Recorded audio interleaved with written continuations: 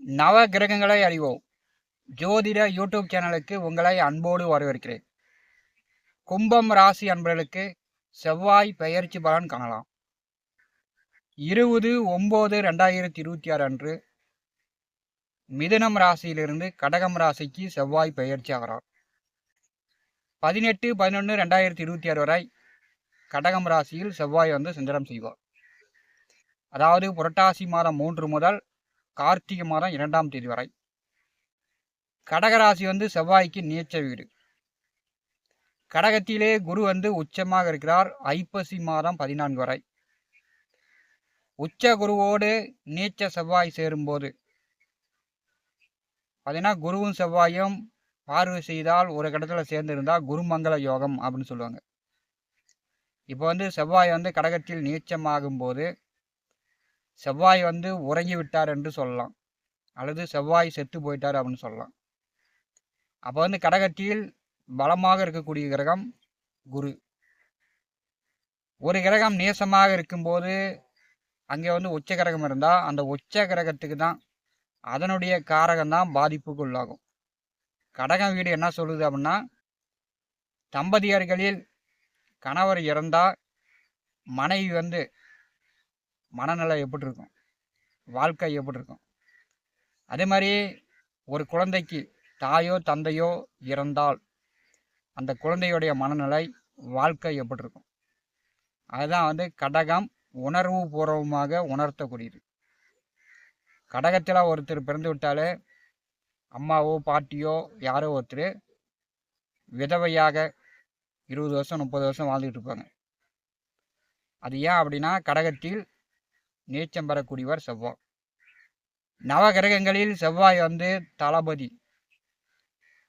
மற்ற 8 கிரகங்களுக்கும் செவ்வாய் தான் ஒரு தைரியமான கிரகம். நேச்ச கிரகம் உச்ச கிரகத்தோடு சேரும்போது ஐப்பசி மாதம் 14 வரை குருவுடைய காரகம் பாதிக்கும்.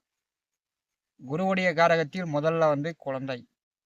கர்ப்பிணி பெண்கள் கவனமாக இருக்கணும். பயணம் செய்வது, கர்ப்பிணி பெண்கள் உடல் அதிகம் உழைப்பது இதெல்லாம் தவிர்க்கணும். வேலைக்கு கரெக்டாக சாப்பிடணும், மருந்து மாத்திரை சாப்பிடணும், உடம்பை செக்கப் பண்ணிக்கணும். ஏன்னா குருவுடைய காரகம் பாதிக்கும். பஞ்சாங்கமே என்ன சொல்லுது அப்படின்னா, புரட்டாசி மாதம் பெண்களுக்கு கருக்கலையும் அப்படின்னு தான் சொல்லுது. கடகத்திலே குரு உச்சமாக இருக்கும்போது குரு பகவானுடைய காரகம் அவருடைய நோய் அதிகமாக வரும். அதாவது நுரையீரல், இருதயம், நீர்க்கட்டி, கொலஸ்ட்ரால், பிரஷர், சுகர் இந்த மாதிரி மக்களுக்கு அதிகமாக வரும். கும்பம் ராசி என்பதற்கு 3 10ஆம் வீட்டின் அதிபதி செவ்வாய். அவர் 6ஆம் வீட்டிலே நீச்சமாக செல்லும் போது வேலை உத்தியோகம் பார்க்கக்கூடியவர்களுக்கு, இப்போ இந்த காலகட்டத்தில் வேலை உத்தியோகம் பார்க்கக்கூடியவர்களுக்கு சிறப்பு. வேலையே இல்லை, வேலை தேடிக்கிட்டு இருக்கிறேன் அப்படின்னு சொல்லக்கூடியவர்களுக்கு கண்டிப்பாக வேலை கிடைக்கும். வேலை உத்தியோகம் பார்க்கக்கூடியவர்களுக்கு பதவி உயர்வு, பிரமோஷன் கூட கிடைக்கும். இப்போ வேலை உத்தியோகம் பார்க்கக்கூடிய இடத்தில் போட்டி பொறாமை கூட வேலை பார்க்கக்கூடியவர்கள்லாம் உங்களிடம் சமாதானம் ஆகுவாங்க. எல்லாமே ஒற்றுமையாக உதவியாக ஒரு வேலையை 4 பேர் சேர்ந்து கலந்து செய்வீங்க. கும்பராசிக்கு 6ஆம் வீட்டிலே செவ்வாய் நேசமாக செல்லும்போது வேலை உத்தியோகம் பார்க்கக்கூடியவர்களுக்கு சிறப்பு. அதே தொழில் செய்யக்கூடியவர்களுக்கு தொழில் இப்போ நினச்ச மாதிரி எதிர்பார்த்த மாதிரி நல்லபடியாக போவார். ரியல் எஸ்டேட் தொழில் செய்யக்கூடியவர்கள், வீடு மனை நிலம் சொத்து வாங்கி விற்பனை செய்யக்கூடியவர்கள், கம்சன் தரகு புரோக்கர் தொழில் செஞ்சாலும் சரி, அல்லது நீங்களே உங்கள் பேரில் வாங்கி விட்டாலும் சரி, ரியல் எஸ்டேட்டு செய்யக்கூடியவர்கள் இந்த காலகட்டத்தில் தொழில் கொஞ்சம் மந்தமாகும்.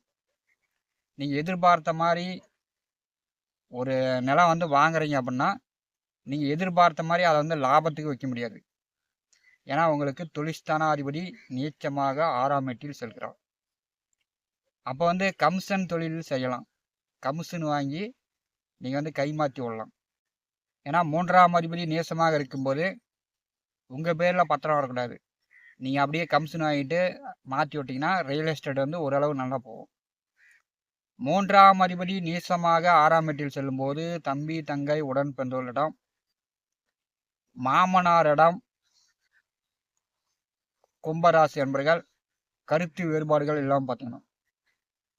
தம்பி தங்கைகளிடம் இந்த வேலை செய்யலாம் அந்த வேலை செய்யலாம் அப்படின்னு இளைய உடன் பிறந்தவரிடம் சண்டை கட்டக்கூடாது. அதே மாமனாரிடம் நீங்கள் விரோதங்களை ஏற்படுத்தி கொள்ளக்கூடாது. ஏன்னா உங்களுக்கு 3ஆம் அதிபதி 6வது வீட்டிலே நீச்சமாக செல்கிறார். ஒன்று தம்பி தங்கைகளிடம் விரோதம் வரும், இல்லைன்னா மாமனாரிடம் கும்பராசி என்பதற்கு விரோதம் வரும். கும்பம் ராசிக்கு 6வது வீட்டிலே செவ்வாய் செல்வது, இப்போ வேலையே இல்லை, வருமானமே இல்லை, சம்பாத்தியமே இல்லை அப்படின்னு சொல்லக்கூடியவர்களுக்கு நல்ல வேலை கிடைக்கும், நல்ல வருமானம், நல்ல சம்பாத்தியம். வேலை பார்த்து கொண்டிருப்பவர்களுக்கு பதவி உயர்வு, ப்ரமோஷன். ஒரு கம்பெனியில் டெம்பரவரியாக போயிட்டுருக்கிறீங்கன்னா பர்மனெண்ட் ஆகலாம். செவ்வாய் 6ஆம் வீட்டில் நின்று நீச்சமாக நின்று துலாம் ராசியை பரி செய்வார். அப்போ உங்களுக்கு பாக்கியஸ்தானம். 9வது வீட்டை செவ்வாய் பாரி செய்கிறார் அப்படின்னா உங்கள் அப்பா வீடு கட்டலாம், புதிதாக வண்டி வாங்கலாம், புதிதாக ஆடு வாங்கலாம், மாடு வாங்கலாம், வீட்டு மனையோ விவசாய நிலமோ வாங்கலாம். உங்களுடைய அப்பாவுக்கு வசதி வாய்ப்புகள் கூடும். ஏன்னா செவ்வாயுடைய 4ஆம் பார்வை சொத்து சேர்க்கையை உண்டாக்கும். அதனால் உங்கள் அப்பாவுக்கு வசதி வாய்ப்பு உண்டு. செவ்வாயுடைய நேர் 7ஆம் பார்வை கும்பம் ராசிக்கு 12வது வீட்டின் மேல் விழும். அப்போ மாமனார் வழியில் இளைய உடன் பிறந்தவர்கள் வழியில் சண்டை கட்டினீங்கன்னா காவல் நிலையம், கோர்ட்டு கேஸுன்னு செல்லக்கூடிய சூழ்நிலை கூட ஏற்படுத்துகிறோம். 12வது வீட்டை நீச்ச செவ்வாய் பாரி செய்யும்போது உடன் பிறந்தவர்களிடம் சண்டை சச்சரவு தவிர்க்க வேண்டும். மகரத்தை செவ்வாய் பாரி செய்யும்போது சிலருக்கு உடல் உழைப்பு அதிகமாக இருக்கும், கூடுதலாக கஷ்டப்பட்டு வேலை செய்யணும்.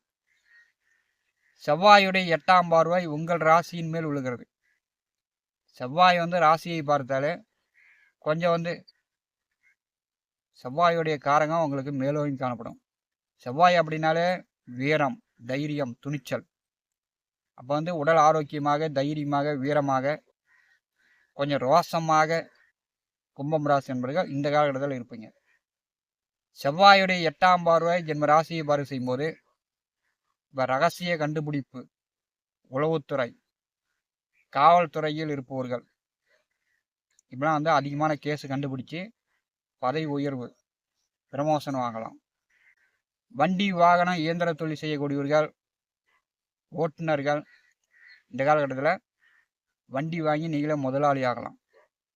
கும்பம் ராசிக்கு 6வது வீட்டிலே செவ்வாய் நின்று ஜென்ம ராசியை பாரு செய்யும்போது புதிதாக வண்டி வாங்கலாம், வீடு கட்டலாம், வீட்டு மனையோ விவசாய நிலமோ சொத்துக்கள் வாங்கலாம். உங்களுக்கு வசதி வாய்ப்புகளும் உண்டு. ஏன்னா கும்பராசிக்கு பாதகாதிபதி தான் செவ்வாய். உங்களுக்கு 7.5 நாட்டு சனியில் குடும்ப சனி நடந்து கொண்டிருக்கிறது. 3ஆம் அதிபதி நீச்சமாக 6ஆம் வீட்டில் செல்லும்போது எக்காரியத்தை கொண்டோம் யாருக்கும் கையெழுத்து போட்டுறாதீங்க. கையெழுத்து போட்டு மாட்டிக்குவீங்க. இந்த காலகட்டத்தில் அடுத்த 2 மாதம் எக்காரணத்தை கொண்டோம் கையெழுத்து போடாமல் இருப்பது கும்பம் ராசி என்பதற்கு நல்லது. நவ கிரகங்களை அறிவோம். இந்த ஜோதிட யூடியூப் சேனலில் தினந்தோறும் ஜோதிட பலன்கள் பதிவிடப்படும். நம்முடைய சேனலை சப்ஸ்கிரைப் செய்யாத நண்பர்கள் சப்ஸ்கிரைப் செய்து ஆல் பட்டன் அழுத்திங்க. நன்றி, வணக்கம்.